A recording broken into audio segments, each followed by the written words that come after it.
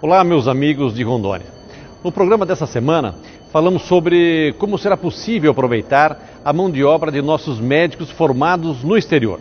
Também vamos mostrar que os pequenos produtores rurais do nosso estado vão voltar a ter acesso ao PRONAF, mesmo que não tenham o título definitivo das suas terras. Na área de educação, falamos no plenário do Senado sobre a preocupação com a destinação dos recursos para esse setor.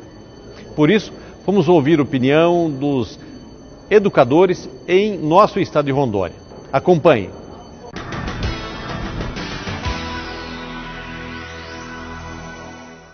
Os pequenos produtores rurais de Rondônia, que ainda não possuem título definitivo da terra, vão voltar a ter acesso ao PRONAF. A medida vai beneficiar pelo menos 22 mil famílias de Rondônia cadastradas no programa Terra Legal. A notícia foi dada pelo vice-presidente do Banco do Brasil, Osmar Dias, em audiência pública no Senado Federal. O Banco Central já elaborou a normativa para que o Banco do Brasil atenda a esses agricultores. Entretanto, é preciso que o produtor tenha a declaração de aptidão ao PRONAF, o DAP, uma espécie de aval do Ministério do Desenvolvimento Agrário. Por exemplo, o estado de Rondônia tem reivindicado bastante, através do senador Assir, que essa situação seja resolvida para aqueles que não têm o título de propriedade, têm os títulos de posse. Não é um problema que o Banco do Brasil vai resolver. O Banco do Brasil quer que esse problema seja resolvido.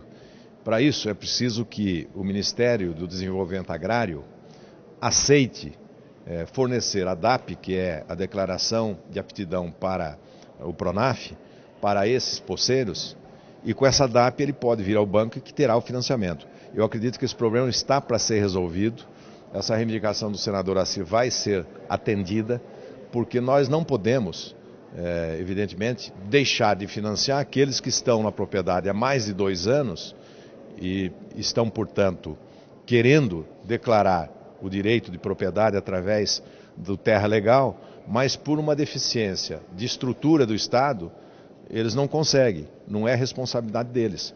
Então nós precisamos atendê-los. A reivindicação dos poceiros foi assumida pelo senador Assir Gurgas durante a audiência pública que a Comissão de Agricultura do Senado realizou no município de Jaru no mês passado. Por conta dessa restrição, o PRONAF deixou de liberar cerca de 22 milhões de reais somente no primeiro trimestre desse ano. A nossa preocupação era com relação aos poceiros, principalmente no nosso estado de Rondônia. Os poceiros tinham acesso ao crédito e hoje não estão tendo mais acesso a esse crédito. E ficou explicado que a partir do dia 1º de julho tem uma nova normativa do Banco Central autorizando o Banco do Brasil a voltar a emprestar através do PRONAF aos poceiros, principalmente no estado de Rondônia, que a população rural do nosso estado estão sem a regularização fundiária. Nós estamos trabalhando nesses dois segmentos, nos dois sentidos, melhor dizendo, que é a regularização fundiária e também o acesso do nosso agricultor aos programas de governo. Então, ficou claro que a partir do dia 1º de julho, os nossos agricultores, os poceiros, aqueles que não têm o documento da sua terra, poderão ter acesso aos programas de governo, vão poder continuar a fazer financiamento através do PRONAF.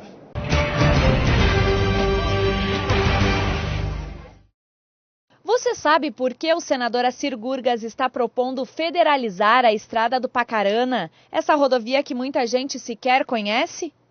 A melhoria na Estrada do Pacarana, a RO 387, representa um estímulo muito forte para Espigão do Oeste e para toda a região do Cone Sul do estado de Rondônia, que tem a sua economia baseada principalmente na produção de soja, café, milho, cacau e arroz. Se essa rodovia se tornar federal, terá mais investimentos em infraestrutura e toda essa produção será escoada com muito mais facilidade. Quando o agronegócio é estimulado, a economia como um todo agradece.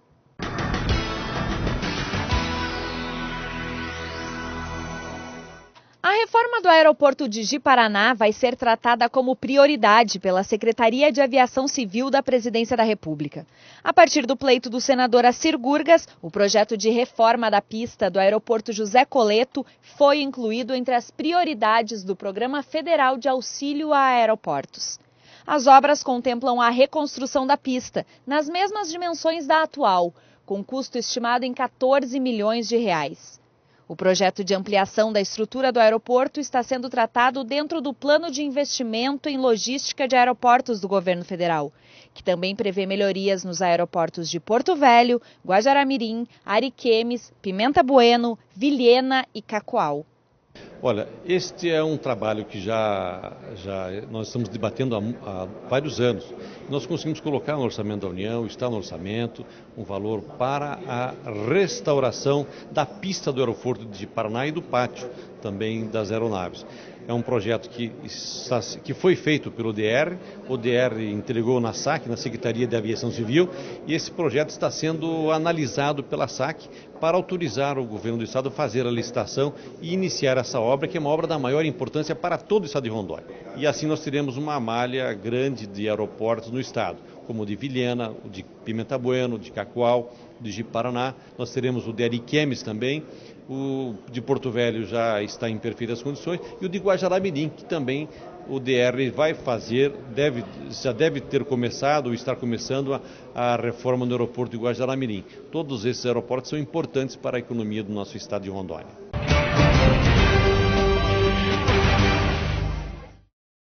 Rondônia é o 5º estado com menor quantidade de médicos por habitantes do país. Ou seja, não atingimos a quantidade ideal de médicos recomendada pela Organização Mundial da Saúde, que é de 1 médico para cada 1.000 habitantes. Aqui temos 1 médico para cada 1.250 habitantes. Em alguns municípios do interior, as prefeituras oferecem até R$15 mil para médicos generalistas e não encontram nenhum à disposição. Por outro lado, mais de 3.000 rondonienses cursam medicina na Bolívia e pelo menos outros 500 já se formaram nessas universidades nos últimos anos. Eles estão na luta pela revalidação do diploma. São futuros médicos que, por certo, gostariam de trabalhar em Rondônia, perto das suas famílias, fazendo bem à sua gente, mas ainda não tiveram a oportunidade de prestar o Exame Nacional de Revalidação de Diplomas Médicos, o Revalida. É por isso que o senador Assir Gurgas tem sugerido que, ao invés do governo brasileiro contratar médicos estrangeiros, acelere o processo de revalidação do diploma de brasileiros que estudaram medicina no exterior.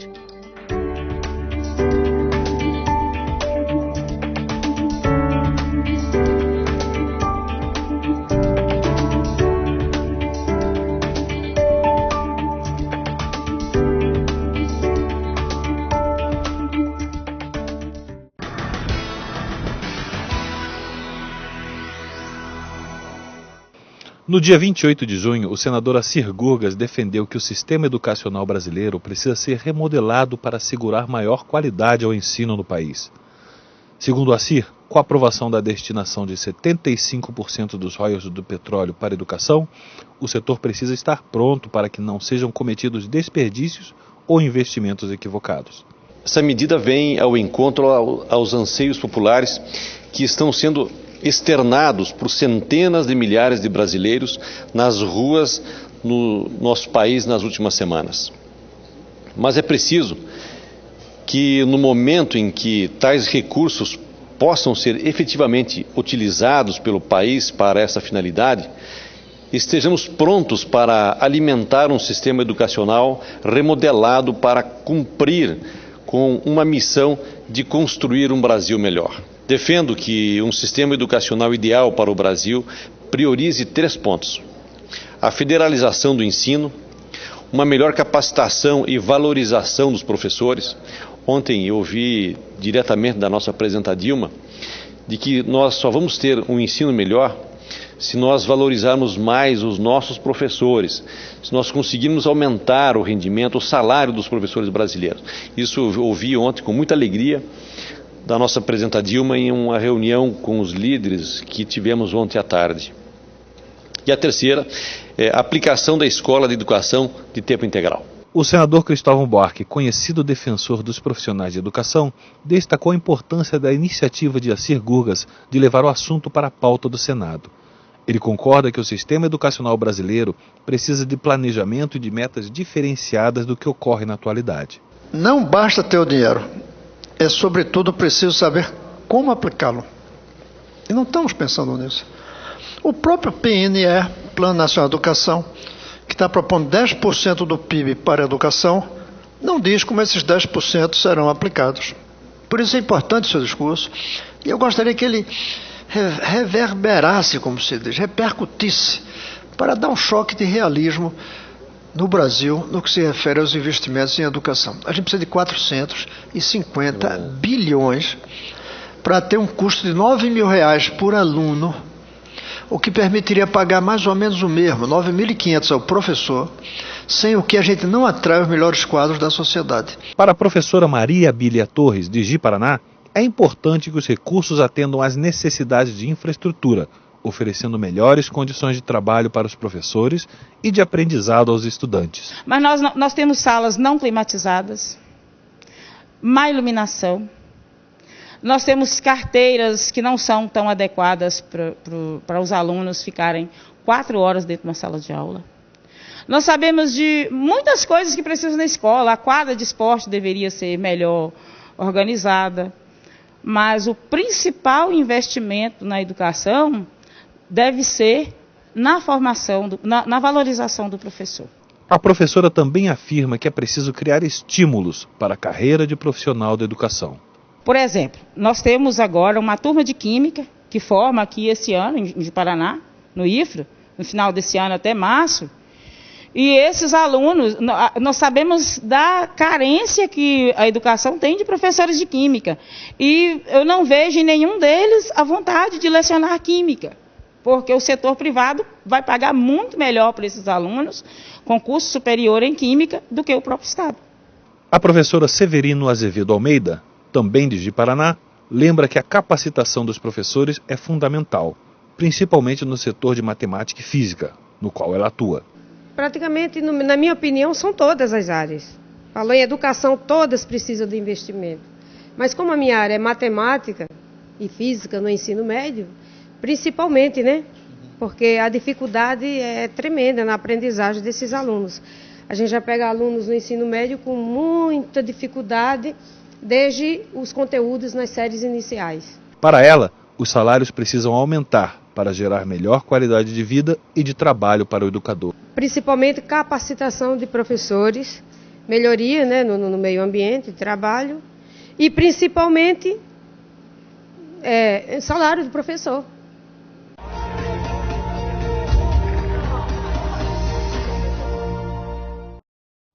Boa tarde para o senhor. Estamos alegres em receber pela primeira vez a comitiva do Senado aqui em Espigão do Oeste, mas fica aqui o nosso protesto, é uma ocasião da gente fazer isso, que nós, trabalhadores da educação, servidores públicos, encontramos um pouco indignados nas condições em que os nossos políticos vêm nos tratando.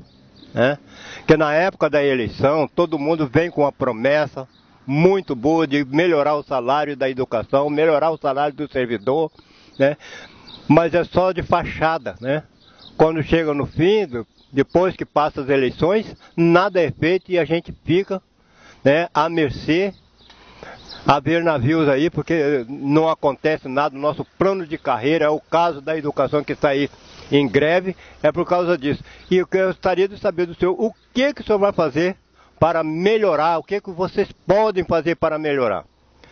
Não promessa, queremos uma coisa assim, sincera, de coração, como se o senhor estivesse fazendo para o senhor. Olá, seu Lázaro. O senhor traz um tema que é da maior importância para a cidadania e o desenvolvimento humano do país, que é a educação.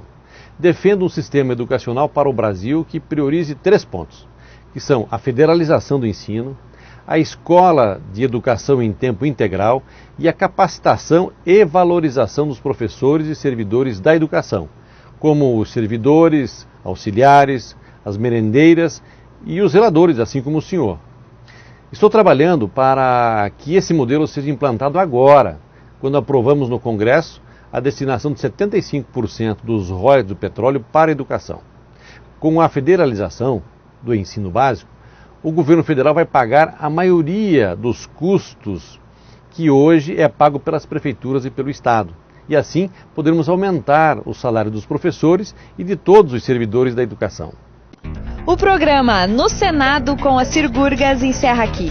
Acompanhe as ações do senador de Rondônia pela internet e pelas redes sociais. Acesse o nosso site, curta a nossa página no Facebook e siga-nos no Twitter.